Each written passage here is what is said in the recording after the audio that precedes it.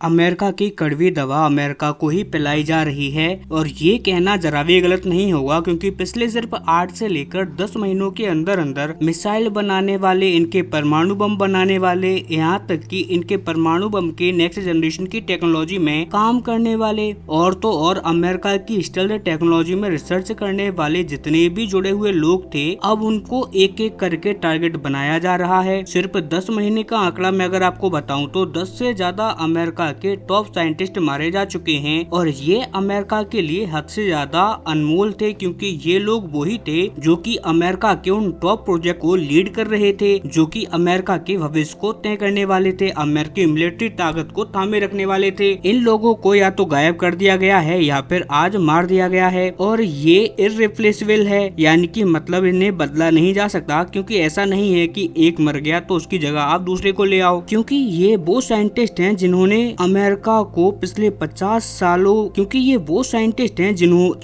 वे scientist हैं जिन्हें America ने अपने पिछले 50 सालों में रेडी किया है। जी हाँ, क्योंकि एक ऐसा वैज्ञानिक जो आपके परमाणु प्रोजेक्ट को लीड करे, उस काबिल बनने में उसे 40 से लेकर 50 साल का समय लग जाता है और उसके पीछे उस देश के काफी रिसोर्सेस लगे होते हैं, उस देश की काफी कड़ी मेहनत होती है। आपने वो सारी चीजें बस एक झटके में डिस्ट्रॉय कर दी। इसीलिए इन वैज्ञानिकों के गायब या मारे जाने का असर अमेरिका के परमाणु बम्बों पर आपको देखने को मिलेगा, इनकी मिसाइल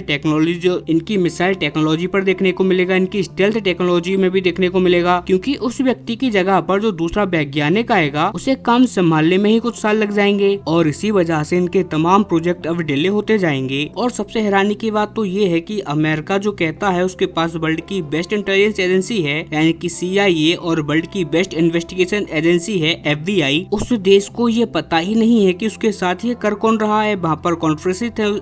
कॉन्स्पिरेसी थ्योरी ये चल रही है कि ये सब ईरान करवा रहा है, तो कुछ लोग कह रहे हैं कि ये रूस करवा रहा है, तो वहीं कुछ लोग कह रहे हैं कि रूस की इंटेलिजेंस में या रूस में वो दम नहीं है, ये पक्का चाइना का काम है। लेकिन किसी की समझ में कुछ नहीं आ रहा। यहाँ तक कि व्हाइट हाउस यानी कि अमेरिका के राष्ट्रपति का कार्यालय की सबसे बड़ी प्रवक्ता से जब ये बात पूछी गई कि आपका इन साइंटिस्ट के गायब होने पर क्या रुख है, तो उनका जवाब बस ये था कि हम अपनी FBI यानी कि फेडरल ब्यूरो ऑफ इन्वेस्टिगेशन उसके साथ मिलकर काम कर रहे हैं और कुछ पता लगाने की कोशिश कर रहे हैं। कुल मिलाकर अमेरिकी राष्ट्रपति कार्यालय को भी इसकी कोई भनक नहीं है कि आखिरकार उनके साथ कांड कर कौन रहा है। और यकीन मानिए अमेरिकी प्रशासन ऊपर से लेकर नीचे तक हिला हुआ है, सबके हाथ पैर खुल रहे हैं, क्योंकि किसी को सुराग नहीं लग रहा। उधर एक के बाद एक इनके वैज्ञानिक गायब हो रहे हैं, मतलब कि एक एक मिनट अमेरिकी प्रशासन के लिए इस समय बहुमूल्य है, क्योंकि जितना समय नहीं लगेगा उन लोगों को खोजने के लिए जो सब ये कांड कर रहे हैं, उतने ही अमेरिकी वैज्ञानिक, साइंटिस्ट और टॉप जनरल इनके गायब होते जाएंगे। जी हाँ, अमेरिका के टॉप सैन्य जनरल भी इस टाइम पर नहीं बचे हैं, उन्हें भी गायब किया जा रहा है। खासकर कि वो लोग जो कि अमेरिका के मिलिट्री के टॉप हथियार प्रोजेक्ट जैसे कि F-47 उनसे जुड़े हुए हैं, ऐसे अमेरिका के सेना के कमांडरों को भी नहीं बख्शा जा रहा है और इनकी हत्याएं भी बहुत अटपटे ढंग से हो रही हैं। कोई उठकर खुद को गोली मार रहा है, तो कोई बस गायब हो जाता है ऐसे ही,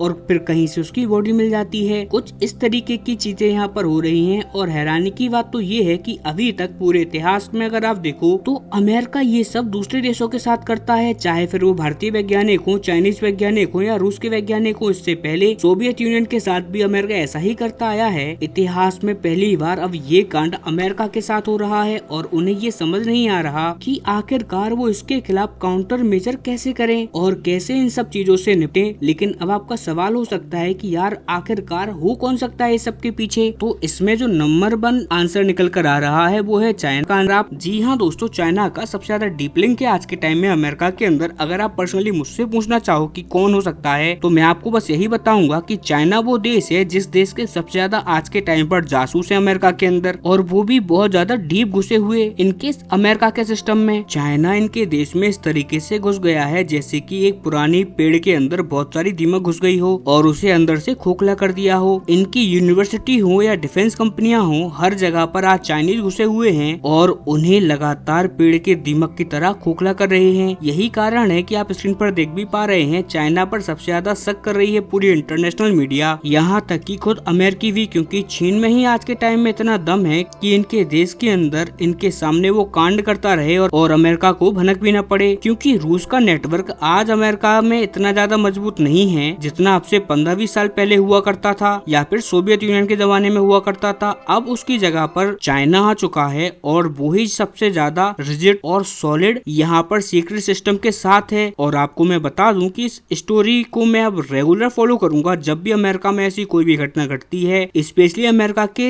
न्यूक्लियर साइंटिस्ट के रिगार्डिंग। तो ऐसे में मैं इस खबर को आपको जरूर दूंगा और अमेरिका की इन्वेस्टिगेशन कहां तक पहुंच रही है इन सब की जानकारी भी मैं आपको दूंगा। इसीलिए आप चैनल को सब्सक्राइब करना ना भूलें। तब तक के लिए नमस्कार, जय हिंद, जय भारत। अब मिलते हैं जल्दी अपनी अगली वीडियो में।